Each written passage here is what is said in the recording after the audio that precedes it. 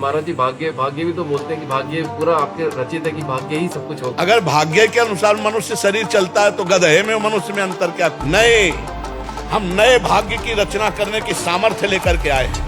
हमारे भाग्य में भगवत प्राप्ति नहीं लिखी, हमारे भाग्य में उन्नति नहीं लिखी। अब हम तपस्या करेंगे, भजन करेंगे, संयम करेंगे, अपने भाग्य को बदल कर नए भाग्य की रचना करेंगे, भगवान को प्राप्त करेंगे। भगवान के अंश सच्चिदानंद अंश है, जान अपने को, जागृत हो। ईश्वर अंश जीव अविनाशी, चेतन अमल सहज सुख राशि। अरे जहां कदम रख दे, भगवान पर विश्वास करके लंका में रावण की सभा में अंगद ने कदम रख दिया कि बार बार मेरे प्रभु को मनुष्य कहता हो वीर तेरे सभा में कोई मेरा पैर उठा दे, हिला नहीं पाया। भगवान का अंश है अंगद जी, हम तुम भी भगवान का अंश है। भाग्य के अनुसार चलने वाले नहीं हैं, भाग्य को रौंदने वाले हम हैं। भाग्य को रौंद आया तो भाग्य देख रहे हो, भाग्य क्या कर पा रहा है? भगवान का बल, भगवान का आश्रय, तो भाग्य क्या करेगा? भाग्य क्या करेगा? हमारे शरीर को नष्ट कर दो, भाग्य क्या करेगा? हम अविनाशी दूसरा शरीर धारण करके फिर भजन करेंगे भगवान को। तू अपने को समझ, भाग्य के अधीन होकर नहीं बैठना। नाम जब कर पहले खुद डट के, और ये विचार करके मैं भगवान का अंश हूं, मैं परमात्मा का अंश हूं। इधर कदम रखेगा उधर विजय ही विजय होगी।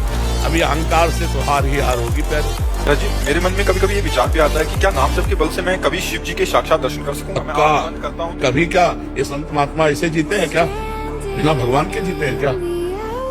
ऐसा मत समझो कि कोई मतलब भगवान ऐसे देख पाओगे जैसे हम तुम्हें देख रहे हैं। बस प्रबल लालसा हो जाए, रुद्रम राजन कृष्ण दर्शन लालसा, तासा महावीर छवरिष्ठमय मान मुखा मुझा, पीताम्बर धरा साक्षात मनमत मनमता। जब गोपी जन एक साथ रुदन करने लगी भगवान श्री कृष्ण के लिए व्याकुल हो गए, तो उन्हीं के बीच में भगवान प्रकट हो गए दर्शन। तो चाहे श्री कृष्ण को चाहे शिव जी को, तत्व तो एक ही है, रूप विविध धारण किए हुए। तो खूब नाम जप करो, अंदर से रो। कबीरा हंसना छोड़ दे, रोने से कर प्रीत बिन रोए किन पाइया, प्रेम प्यारा मीत। अपने प्रभु के लिए रो कि हे श्याम सदा से कभी कृपा करो, दर्शन दे दो। तो बहुत करुणा में शिव जी है। कर्पूर गौरम करुणावतारम संसार सारम। करुणा का साक्षात बपू है, करुणा से। और इतने आशुतोष है, आशुतोष ने बहुत जल्दी प्रसन्न हो जाने वाले और ढरदानी मतलब विचार न करने वाले, जो मांगो से दे दे, जो तत्क्षण देने के लिए तैयार हो। उन्हीं की कृपा से कोई भी हरि भक्ति कर रहा है, उन्हीं की कृपा से कर रहा है। जहाँ पर कृपा न करें पुरारी, सो न पाओ मुनि भगत हमारे। भगवान श्री हरि कह रहे, तो इसलिए खूब नाम जप करो, अच्छे से चलो, माता पिता की सेवा करो, कोई नशा न करो, कोई गंदा भोजन मत करो, मांस मछली ये सब अंडा फंडा ये सब बहुत मतलब बुद्धि को भ्रष्ट करने वाले। आप 1 किलो का डिब्बा बेसन के घी के लड्डू आए, मधुकरी वृत्ति से रहते थे, कोई दे गया। श्री जी के लिए भोग के लिए है, 2-2 रोज लगाएंगे, चलो रख लेते हैं। मधुकरी के लिए जाते थे तो मिश्री का इतना डेला भोग लगाते थे। अब जो भोग लगा तो मिश्री में ये ज्ञान नहीं था कि प्रभु का भोग तुरंत पाना चाहिए। लड्डू में ज्ञान आ गया। हाँ, लड्डू में भी कि भोग लगाते ही प्रसाद तुरंत पाना चाहिए। अब हट कर लिया उसने, 2 लड्डू पा के फिर मधुकरी चलते।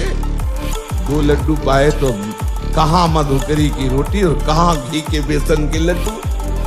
ये हुआ कि आया तो अपने श्री जी के लिए 2 और लगा लेते हैं लड्डू। अब धोया, आचमन किया, 2 और लगा दिया।